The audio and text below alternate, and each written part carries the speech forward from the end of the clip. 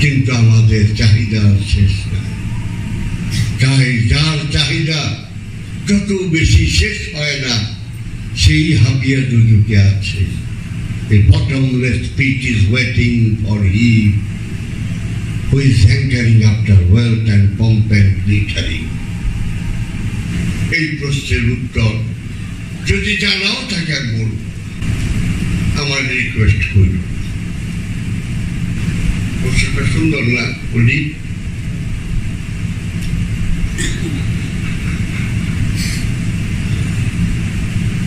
আচ্ছা বাবা, আপনি আজ একটা জাতি ছিল, সামুদ একটা জাতি ছিল, দুইটা জাতি। আজ জাতির নবী ছিলেন হযরত হুদ, লূত না কিন্তু হুদ। আজ জাতির নবী পাঠাইছিলেন হুদকে, আর সামুদ জাতির জন্য পাঠাইছিলেন সালেহকে। তো আজ জাতি আর সামুদ জাতিকে দুই নবী বহু বলছে, দেখো আল্লাহর পূজা করো, মূর্তি পূজা করো। মূর্তি পূজা করতে ভাইঙ্গা ফেলাও, এক আল্লাহর পূজা করো। কেউ শুন, দুই নবী বললো আল্লাহ পাক বহু চেষ্টা করলাম, একটাও ঈমান আনলো। কি করবো? আচ্ছা আমি যা করবার করি, তোমরা এই আজ জাতির রাজ্য থেকে সইরা যাও নবী, তোমার অনুসারীদেরকে নিয়ে। সামুদের সালে নবীকেও তাই বল। কি করলেন আল্লাহ? এই মূর্তি পূজার কারণে আজ জাতি আর সামুদ জাতিকে আল্লাহ পাক সমূলে ধ্বংস করে দিল। কোরআনেই আছে, তোমরা বুঝতে পাইছ।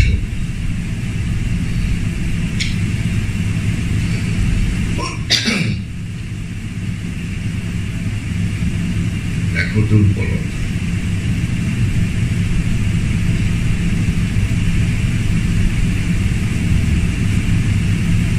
আচ্ছা, কি কারণটা ছিল আগার সমুদ্রে ধ্বংস করা? তারা মূর্তি পূজা করত। They were worshipping the icon or a statue or effigy.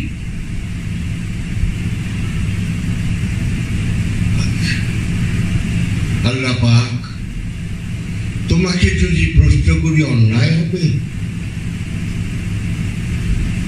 কারণ তোমার সৃষ্টির রহস্য বুঝি না। সম্মাসের বাসা রাখার রাতাইনি ইয়ানকারী কিচ্ছু বুঝি না। আগার সামুদ জাতি মূর্তি পূজার করার দরুন এই দুটা জাতিকে তুমি সমূলে ধ্বংস করে দিলে। কোরআনেই উল্লেখ আছে। আমরা দেখি আজ সামুদ জাতিরও কয়েকশো বছর আগ থেকে অখণ্ড ভারতে দুর্গা পূজা, কালী পূজা, লক্ষ্মী পূজা, সরস্বতী পূজা, গণেশ পূজা, কার্তিক পূজা, শ্রীনাথ পূজা, জগন্নাথ পূজা, কত রকম পূজা হইতেছে এই অখণ্ড ভারতে।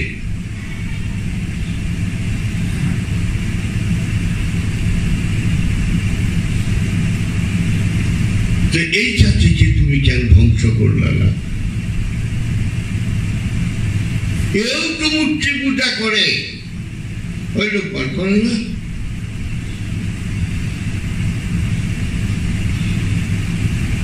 এগুলো ধ্বংস করলেন না কেন? এরাও তো একই অপরাধী। না, আল্লাহর রহস্য পূজা অনেক কঠিন।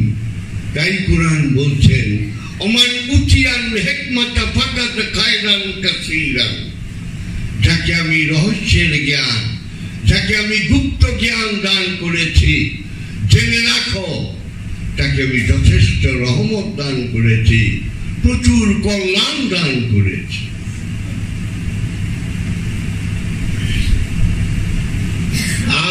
ছামূদ জাতিরে মূর্তি পূজা করার দরুন ধ্বংস করে দিলেন। আর অখণ্ড ভারতে কত মূর্তির পূজা এখনো চলতেছে। ওই এই অখণ্ড ভারতে তো ধ্বংস করলেন না, এটা বুঝি না। এটা কি কারণে করলেন না, এটা বুঝি না। তোমরা কেউ বুঝতে কও।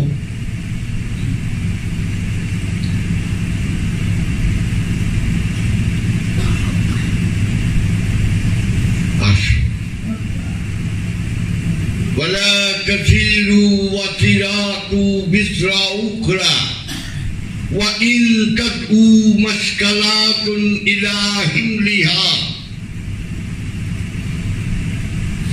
আল্লাহ বলছেন, আমি একজনের বোঝা আরেকজনের ঘাড়ে দেই না। আমি বাপের পাপ ছেলেকে দেই না, ছেলের পাপ বাপেকে দেই না। যার যার পাপ পুণ্যের হিসাব তার কাছ থেকেই আমি নেব। রাইট, ঠিক না?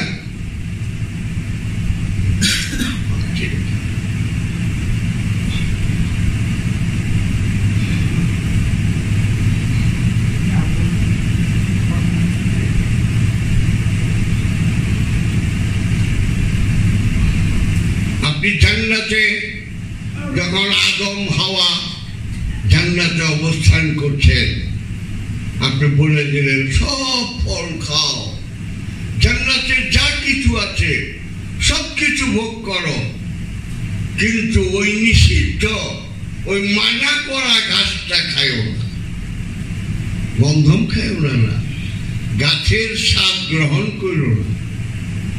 আরবিটা কি? ওয়াজাক্কা সাজারা, ডোন্ট টেস্টেড দ্যাট ট্রি, সেই গাছের স্বাদ গ্রহণ করিল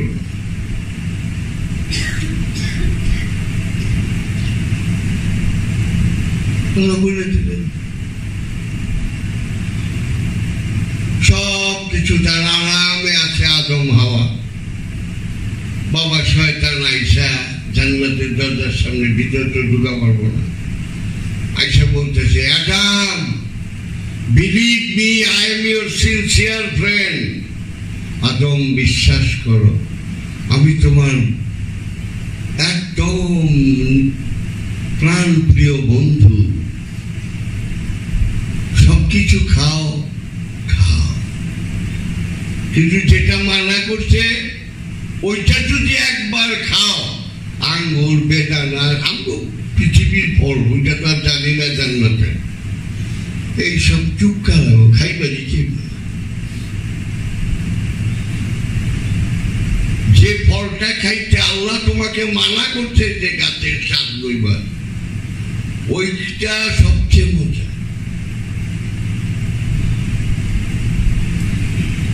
তুমি খাই দেখো, আমার কথাটা শোনো।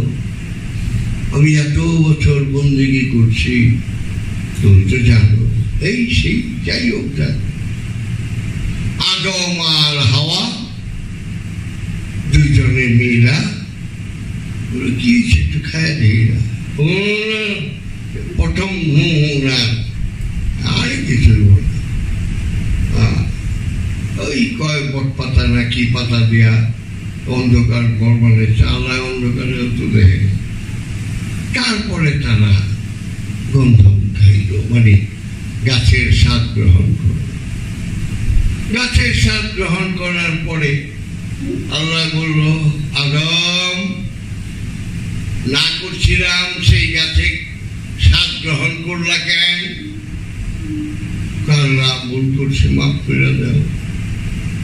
কয় না, দুনিয়া তো সিদ্ধি, আমি একটা দুনিয়া নামক সেন্টার জেল বানিয়ে রাখছি, ওইখানে যাইতে হবে। হায়, ওইখানে কোনো মাপ নাই। আমি বলছিলাম নিষিদ্ধ বৃক্ষের স্বাদ গ্রহণ করিল না, আমার কথা অমান্য করে তোমরা নিষিদ্ধ বৃক্ষের স্বাদ গ্রহণ করছ, সুতরাং মাপ নাই। এই যে দুনিয়ায় আদম আর হাওয়া দুজনে কত কষ্ট করলো, কত কাঁদলো, তারপরে মিলন হইল, তারপরে বাচ্চা পেটে রইল, হাবিল কাবিল উমুক উমুক। আচ্ছা হলো না? আচ্ছা বাবা আচ্ছা ওঠো, অনেকদিন পরে এলা বাবা, দেই তোমার ছবি দেই, মাথা পাও না এত ছবি ও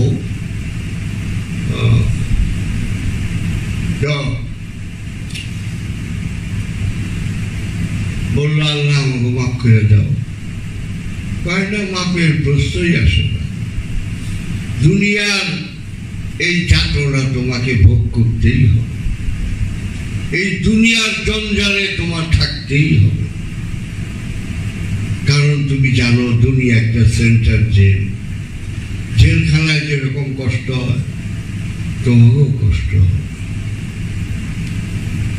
আচ্ছা এখন ওলিরই প্রশ্ন করি, সুরে প্রশ্ন করি, আল্লাহ পাক তুমি বলছ একজনের বোঝা একজনের ঘাড়ে দেই না, বাপের পাপ ছেলেকে দেই না, ছেলের পাপ বাপের দেই না। তা আদম আর হাওয়া গন্ধম খায়া নিষিদ্ধ বৃক্ষের স্বাদ গ্রহণ করিয়া এই শাস্তি ভোগ করতেছে, করুক। কিন্তু আমরা তো নিষিদ্ধ বৃক্ষের স্বাদ গ্রহণ করিনি, আমরা তো গন্ধম খাইনি, তাহলে আমরা কেন এই দুনিয়াতে আসলাম? তুমি না বলছো বাপের বাপ ছেলেরে দেব না, ছেলের বাপ বাপেরে দেব না, যার যার পাপ পুণ্যের হিসাব তার কাছ থেকে নিব। তা আদম হওয়ার কাছ থেকে রোগা, বড় বাপ বড় মা, মহামা মহাবাপ তাও কাছ থেকে রোগা। আমগো কেন এই পরীক্ষার মধ্যে ভালাইলা রে বাবা? আমরা তো খাইনি। উত্তর জানো?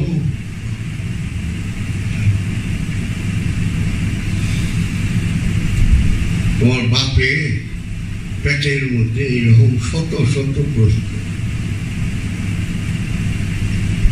উত্তর অনেকেরই হয়তো জানা থাকলেও বলবে না অনেকে। আর কি বলবে? সত্য বলো, রহস্য বলো।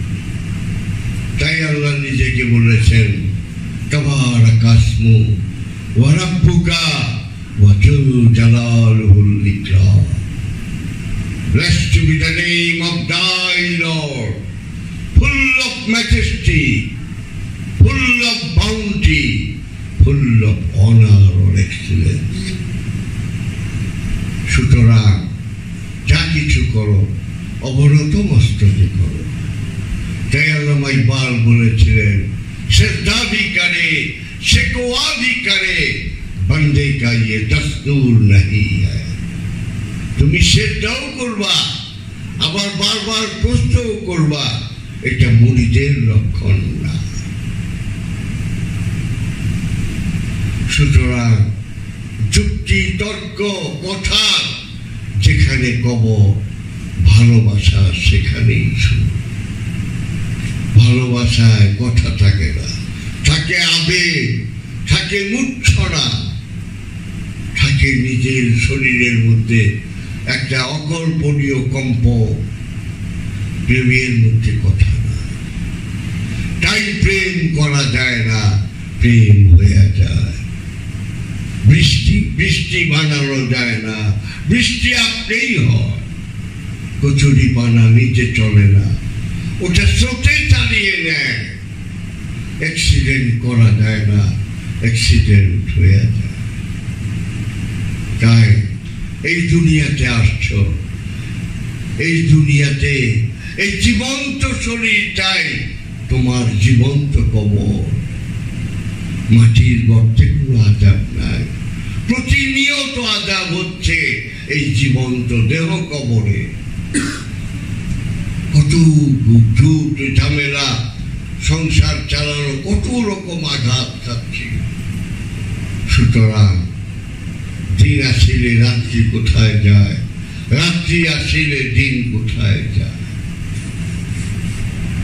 রাত্রিও এইখানে, দিনও এইখানে। সুতরাং বন্ধনে মুক্তি নাই, মুক্তিতে বন্ধন নাই। সেই মুক্তির জন্য একজন গুরু ধরতে হয়, একজন পীর ধরতে হয়। পীর সবকিছু না, পীরের সীমানা সিদরাতুল মুনতাহা পর্যন্ত। The last demarcation is Sidratul মুনতাহা। সৃষ্টির শেষ সীমা পর্যন্ত গুরুর সীমানা। লামুকাম, লামুকামে গেলে গুরু নাই, তাহলে কি আছে? আমি আমি।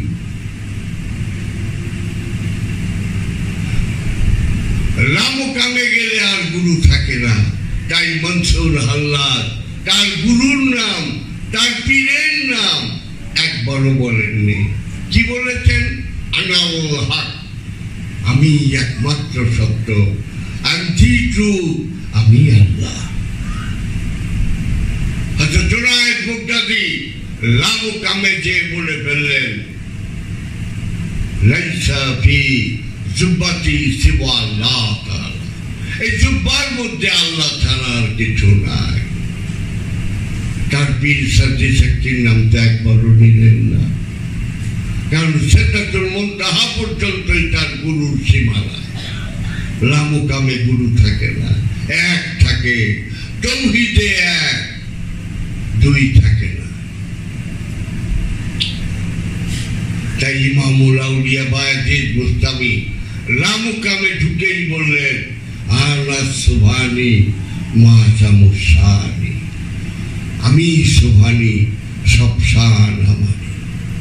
হযরত বশরে হাফি, হযরত জান্নুল মিশরি দুজনে একই কথা বলছেন, আল্লাহু হুয়ালানা, তিনি আমি, আমি তিনি।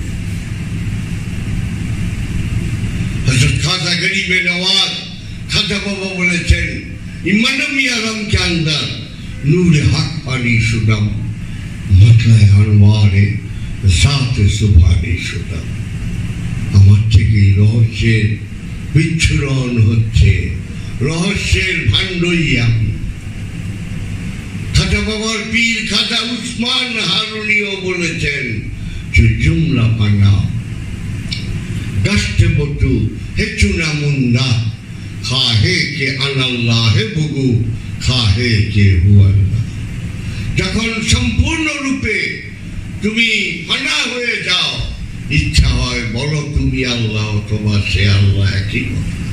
অথবা এটা তো 1200-1300 বছর আগে। দেখি তো আরো আগে কেউ বলছে কিনা। 6000 বছর আগে যমদগ্নি মুনি বলে ফেললেন, সোহম সোহমি, তিনি আমি, আমি তিনি। 6000 বছর আগে ভৃগুমণি বলে ফেললেন, মদং ব্রহ্মা, ব্রহ্মা মদং, আমি ব্রহ্মা, ব্রহ্মাই আমি। দুর্বাসা মুনি, দধীচি মুনি একই কথা বলছে, মদং নারায়ণম, নারায়ণম মদং, আমি নারায়ণ, নারায়ণ। শ্রী শ্রী চৈতন্য দেব বলে ফেললেন, তুই মুই, মুই তুই, আমি তুই, তুই আমি। এই সাধনায় নিজের পরিচয় জানা যায়, এই সাধনায় সব রহস্যের ভাণ্ড খুলে যায়। এই সাধনায় তুমি বিল গেটস, ওয়ারেন বাফেট জোগাড়বার হবে না। এই সাধনায় তুমি অনিল আম্বানি, মুকেশ আম্বানি হবে না। এই সাধনায় তুমি টাটা বিডলা, গোয়েঙ্কা মোহনলাল, ডালমিয়া বাজার, জয়পুরিয়া হবে না। এই ধ্যান সাধনা মোরাকাবা মুশাহাদায় তুমি মুসা বিন শামসের, আরেফের বসুন্ধরা হবে না। দুই রকম কথা কি সুন্দর বলা হচ্ছে, সূচের ছিদ্র দিয়া একটা উট ঢুকে যেতে যতটুকু অসম্ভব, তার চেয়ে অনেক বেশি অসম্ভব একজন ধনী লোকের বেহেশতে প্রবেশ করা। আচ্ছা, আবার বলতেছেন কাদাল ফাকরু আইয়াকুনা কুফরা, দারিদ্রতা মানুষকে কুফুরির দিকে এগিয়ে নিয়ে যায়। সুতরাং মধ্যপন্থা জীবনী ঠিক, বেশিও ভালো না কমও না, মধ্যম ভাবে চললেই যথেষ্ট। কিন্তু আমাদের চাহিদা শেষ নাই, তাই যার চাহিদা যত বেশি শেষ হয় না, সেই হাবিয়া দুজুকে আছে। The bottomless pit is waiting for him who is hankering after wealth and pomp and glittering. এই সত্য জানার জন্য বড় কষ্ট করে একটা স্কুল বানাইছি, নাম হলো মেডিটেশন, সুফি মেডিটেশন সেন্টার। কষ্ট করে 12টা tin shed building, attached bathroom, garden, পুষ্পান্ন বান ঢেউ টিন দিয়ে ঘেরাও দিয়া এই যে সাধনা করতেছে, একটু সাধনা করো। দেখো, ধোঁয়া দেখে তো আগুনের সন্ধান করে, একটু সাধনা করো। এই জন্যই বললাম, মহানবী উনার তো সাধনার প্রয়োজন ছিল না। উনি তো আদম যখন মাটি ও পানিতে ভাসমান, তখনও আদম নবী, তখনও আমার মহানবী নবী। উনি কেন সাধনা করলেন? উনি তার উম্মতদেরকে, উনি তার অনুসারীদেরকে হাতে আঙ্গুল দিয়ে শিক্ষা দিলেন, সত্য সাগরে অবগাহন করতে চাও, আসো এইরকম জাবালুন নূর পর্বতের মতো নির্জন স্থানে কিছুদিন ধ্যান সাধনা করো। এই ধ্যান সাধনা ছাড়া সত্যের পরিচয় জানার আর কোনো পন্থা আছে কিনা আমার জানা